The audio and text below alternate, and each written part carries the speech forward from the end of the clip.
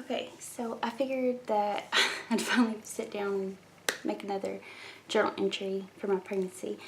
Since it's been like 3 months since I recorded, I'm now 20 weeks and 3 days pregnant with my second baby.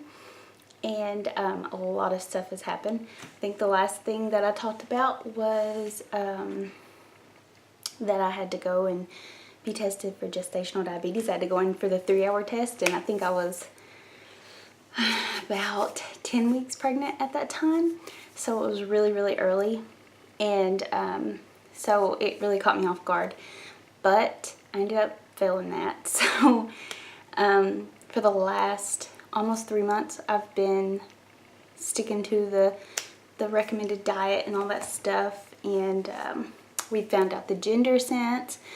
There's just so much, but I'll go ahead and record that for myself. I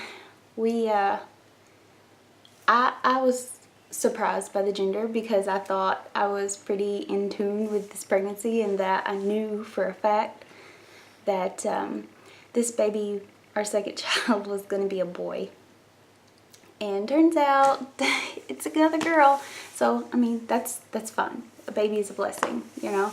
I think I was in shock when they first told us, because I was just, I was in shock. I think that's the only way to say it, because I was convinced myself. But we've only had the one scan, and I was very upset with that one scan because I was 17 weeks when I had it, and I was under the impression that we were going to have the scan. They were going to tell us the gender, but they were also going to look at the baby just a little bit. But instead, what happened was they actually just checked the baby's heartbeat real quick, like got the heartbeat, found the heartbeat, gave me a picture of that, and then they went straight to between the baby's legs and showed us the sex of the baby, and that was it. And I mean, that might be all good and swell for some people, but for me, in having gestational diabetes, especially in the first trimester, it's really worrisome, and I was already pretty worried, and now I'm even more worried because I've been sitting with this for, I think we found out the gender 3 weeks ago. So now I've just been, you know, my mind is going wild with possibilities. Like, I had gestational diabetes while the baby was developing, while organs are forming, and fingers and toes and eyesight and hearing and all these important things are happening. And normally you don't have to worry about that because the baby's already fully developed about the second trimester when most people are diagnosed. But for me, that wasn't the case. So I'm just on pins and needles. Our sorry, I went blank. Our anatomy scan is scheduled for next week. It was actually scheduled for this week, and I had to reschedule it. So I'll be almost 22 weeks. I'll be 2 days shy of 22 weeks when I have my anatomy scan. And we have to drive about 2 hours away for that, 2.5 hours, depending on traffic and such. My mom's going to keep our daughter, and my husband and I are going to drive on down there, and we're going to see the baby again. And so the gender will be confirmed at that appointment, like confirmed again. And we'll get to see the things that, you know, hopefully what we're hoping for. We'll get to see get some relief, and they'll be able to tell us, you know, crossing my fingers, that baby looks good, baby's, you know, developed fine. And, you know, of course there's the whole weight issue. Gestational diabetes usually causes quite a few issues in pregnancy and for the baby. One of those can be that you grow a much bigger baby, and since my first was already pretty big when she was born, that kind of worries me. I think the thought of having a natural birth is kind of long gone. I still toy with it every now and then, but not that I won't be able to deliver naturally, like vaginally. I just feel like it's going to be a cesarean. I don't know why. I also imagine that the baby will come a few weeks early. I mean, I'll see, I guess. I'll keep that updated. But baby's due date's still the same. As far as me, at first I had a pretty hard time with it. I mean, you pretty much lose, I mean, you don't even realize how much food. It's basically like a diabetic. You know, you lose bread, you lose potatoes, you lose fruits basically. I mean, I can have one serving of fruit a day, you know, and most of the time I can't have that because it interferes with, you know, other things that we're having for meals and things like that. And like, I mean, sweets are off the table, and come on, that's one of the things that is like a positive of being pregnancy, is that you can be like, ooh, I really want this, I'm really craving this, and I'm not able to have that. And not that that is something to grab about. I'm grateful to be pregnant, don't get me wrong. I want this little baby as much as I wanted her sister, and you know, we're happy and everything like that. It's just, it takes some adjusting to get used to the fact that you can't have certain things. Like if we go out to eat, I can't even have regular soda, you know. I can't have juices, I can't have any kind of like desserts, I can't have those things. It's tough. And I'll go ahead and state that I don't remember how many pounds I was down. We'll just say that I'm 18 pounds down from my doctor's starting weight of pregnancy. I don't know if that's changed because, like I said, it's been about 3 weeks since I've been to the doctor's office, and I don't have a scale here at home, so I don't weigh myself here. So the only time I know is when I go to the doctor's office. So I don't know if I'm starting to put that weight back on, but I would contribute that to probably just the new diet that I'm on for this gestational diabetes, and it can be tough. It can be tough.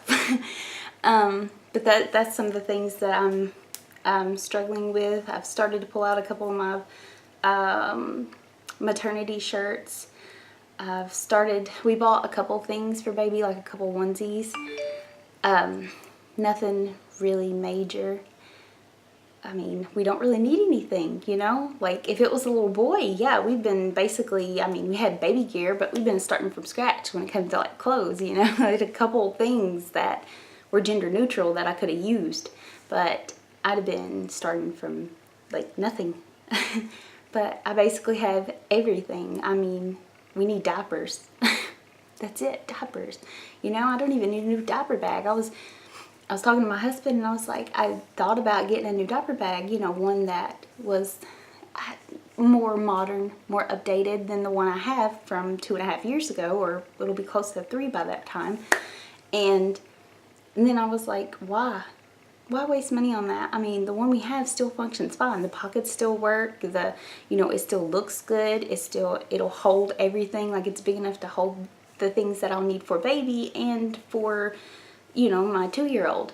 So as far as how she's adjusting, if you ask her if she's getting a baby sister, she says no. But I'm not sure the concept obviously is sinking in. She's pretty young. We try to talk to her occasionally about it. I'm not trying to, I mean, I don't know how you go about teaching your toddler that they're gonna have a little baby, and this little person's gonna run their life basically. You know, they're gonna be the one, you know, telling, hey, no, we can't go to the store right now. I need to eat. I need a diaper. You know, we can't go do this. We can't go do that. You know, basically. But obviously, it's gonna be a blessing, and I'm sure she's gonna love her little sister after some initial introduction to her. I'm trying to inform myself on ways to introduce the baby smoothly to her without causing too much jealousy. I know that's something that just comes along with the territory, but I'm trying to figure that out. So I know there's some books and some materials and things that I'm looking into and reading and things, Names, as far as names, we don't have a name. Well, I say that, but in actuality, we do have a first name, but my husband is back and forth on it. It's a family name, and he is torn on whether he sees our child having this name. And I told him that he could be the final decision, because I like the name and I'm fine with the name. And since it's from his family, I told him that he could be the one to decide if that was actually the name that we went with or not. So if we do go with that name, which I'm totally sold on already, the only thing that we need is a middle name, and kind of stumped when it comes to that. I mean, everything lately that I look into has L in the name, like E-L-L-E, like Briella and things like that. And they're beautiful, don't get me wrong. It's just, we call our youngest Ellie, so you kind of have to stay away from that, you know. You can't put that again as a second daughter's name, you know, put the L in there. So yeah, that's where we are on that page. And I should really try and do these more often. I can't believe that I'm halfway done. Halfway done with this pregnancy. But I will have more information as far as like, you know, whether I should even toy with the idea of having a vaginal delivery and doing it naturally like I did the first time around, or if I should just take that off the table altogether. In about a week and a half, when we have our appointment. It's next Thursday, and I'm not sure if I said, but today is October the 2nd, which is a Tuesday, so about a week and 2 days away. So yeah, I think that about sums it up. I can't really think of anything else that I should be updating on. Definitely baby has moved up out of the pelvis area. Feeling her kick a lot. Like, she is crazy kicker. I felt her a lot earlier. I think I felt her around 14 weeks. It wasn't like something where I felt her every day though. It was like maybe once every 3 days or something. And then once we hit about, I think it was 16 and a half, she started, like, it was like every day I could feel her kick. And now it's like at that point where if I don't feel her move throughout the day, I'm like, I need to go lay down and make sure I'm feeling her move, because it's just one of those things. It's like you never get tired of feeling the baby move. So it's a blessing. But yeah, she's definitely starting to show. I'm starting to show a little bit more. She's starting to poke out a little. I gave my husband a hug and he was like, oh, it's like you've got a bowling ball under your shirt. So I think that's it.